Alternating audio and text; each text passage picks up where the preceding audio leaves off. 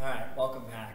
So for this part of fourth grade astronomy, what we've got is a kit that comes from our friends over at Carolina Biological, and this kit is going to help us build some telescopes to give the kids some chance to explore telescopes in a way that is appropriate to fourth graders, meaning I can drop these and we can take them apart a little bit and nothing gets broken or damaged.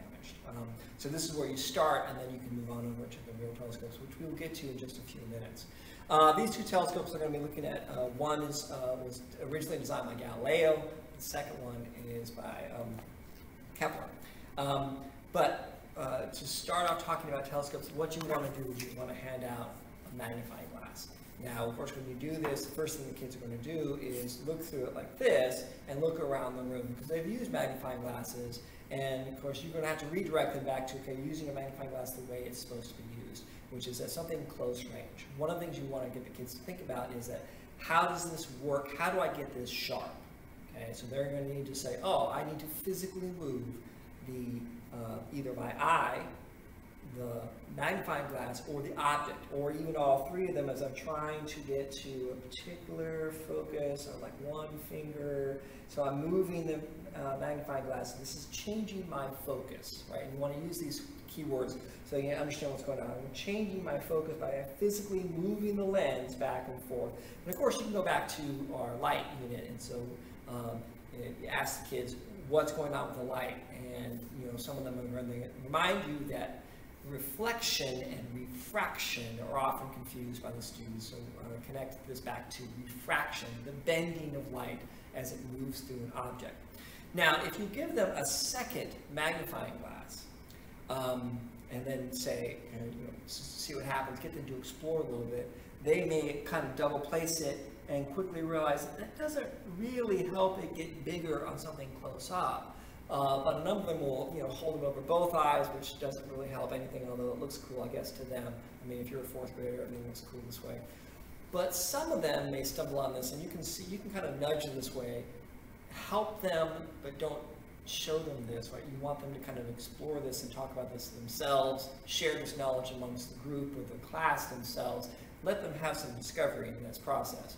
But if they take both magnifying glasses and they put them up to each other, and then move the lenses apart from each other, what they will notice very quickly is, oh, now I can see across the room nice and sharp. And even though it's not very greatly magnified, this is exactly the way a telescope works. The only difference between this and a telescope is there's a tube that connects these two lenses, or more lenses, and that tube is keeping out extraneous light. But this is exactly the way they're going to telescope. So if I need a focused telescope, what am I moving? I'm moving the objective lens, or the focal lens, back and forth, okay? And that's going to be how we actually use our real telescopes as well. So that's a key idea, that we're focusing on moving the distance between the two lenses, okay? And that I can use two or more lenses, and I can suddenly see across the room. The second thing they'll notice is that, oh, when I use one lens up close, everything's normal. When I use two lenses far away, everything's upside down. The world is flipped.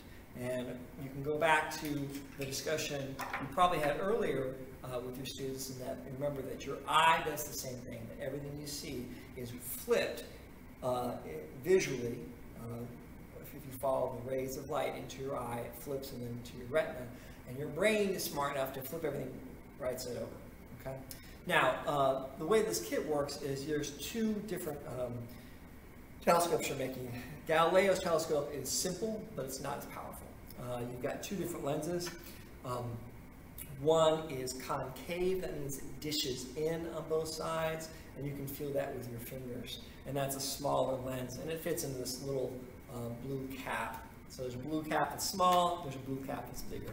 The other one is called a Plano Convex lens, and that means it's flat on one side and it's slightly bubbled on the other. That's a little harder to feel, but you can use your fingers to do it. The flat side goes out on the outside, and then it sits in here. You also have two types of cardboard tubes. One is small, one is a little bit larger. So good news is this only fits on one tube, so it has to go on this one. This only fits on one tube. It's going to go on this one. And the two tubes go together. You're done. Now, the Galileo tube telescope, pretty easy to use. You can hold it right up to your eye. You can look across the room. You can focus by extending or retracting the lens. Okay, remember you're changing the distance here. And they're like, oh, cool. And it's really easy to use. They can see the focus. And it's a slight magnification, 1.5, 1.8 maybe. It's not a big deal, but it is a better magnification. Okay, so when Galileo did this, so there's an image of Galileo using the one of the telescopes that he came up with. There's another one. This would have been wood with the glass that he had ground for him. And this is his early drawing of the moon compared to the actual moon. And what the kids will notice is there's some problems with this. There's some inaccuracies with this. But overall, he got some details correct in terms of some of the dark areas of the moon and the craters and this kind of line, the terminal line between sunlight and darkness, even if you got the size or position of some of the craters wrong. Now, that's the easy one. The second one is Kepler's telescope. And that one uses what's called a double convex lens, so it bubbles out on both sides. That's small, if it's in the small one. And the same Plano convex lens, so flat side out again. And again, the tubes are appropriately sized. One for the big one goes on the white tube, the small one goes on the brown tube. And then you put this together. See, they can drop it, nothing gets broken. Now, this one shows more magnification, it's a more advanced tube, but it's more difficult for the kids to use, so pay attention. If the kids hold it up to their eye like this, they will not see anything blurry light, and they'll think it's all wrong and they've done something wrong, or you've done something wrong when you built it. That's not true. They need to hold it away from their eye by about almost 6 inches or so. Okay, so they need to hold it away from their eye. And inside a classroom, this telescope is built for long distance viewing. So you're going to have to view across the classroom in order for it to be focused. So I'm looking across the classroom, a distance of probably about 30 feet, 20 feet or so. And at this point right here, I can see it and it's focused. You can notice the distance between my eye and the telescope is a few inches. Okay? So the kids have to keep it away from it. And they're going to be, this is almost all the way pulled out to focus inside the classroom. That's okay. Just tell the kids up front. So if they push it in, see, this is why I'm going to give you the next tip. Because the kids will do this all day long and it will drive you crazy. All right. Now, the reason this kit doesn't permanently put these together is because middle school kids are using this kit and they're exploring the different optics, so they get to change and move out all the different elements and see if they're going to work. And they also, there's in this kit, the instructions they give you with the kit, they give you all this math to work with the kids. None of that's appropriate for 4th grade.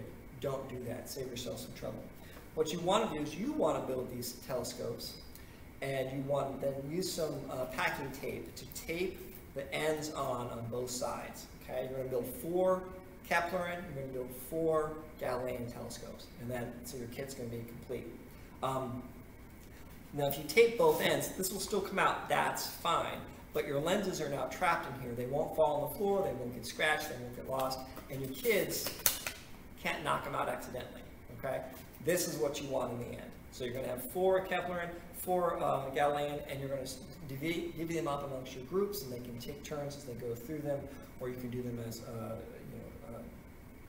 however you want to break it up amongst your groups. But typically show them both and they can kind of see what's going on. One thing with the Galilean telescope, again, it's easy to use. You hold it up to your eye, everything looks right side up. With the Kepler, and you'll notice that you have to hold it further out. You get better magnification, but also everything is flipped upside down. Okay? The kit's really nice. Tape the ends. I cannot stress that enough, and you'll save yourself a lot of pain and suffering. And then you'll be good to go. And I can show your kids a couple different ways that telescopes work. And then this, again, is the part of it that they really need to understand is that it's just 2 lenses or more, and then I'm changing the distance of the lenses, and that's how I'm going to focus. And that's going to use any telescope I'm going to use is going to use that kind of process to physically move the lenses so that I can focus, and that'll be the way it goes. All right, now we're going to move on to a real telescope. Thanks.